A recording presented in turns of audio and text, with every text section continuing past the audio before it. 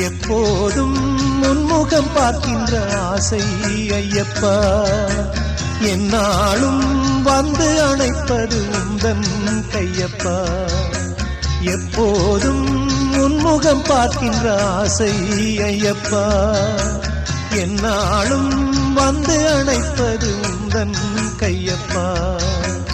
எங்கெங்கும் ஐயப்ப கோஷம் கேட்கின்ற மாமலையில் ஜில்லென்ற தென்றலும் வீசும் உன் திரு சந்நிதியில்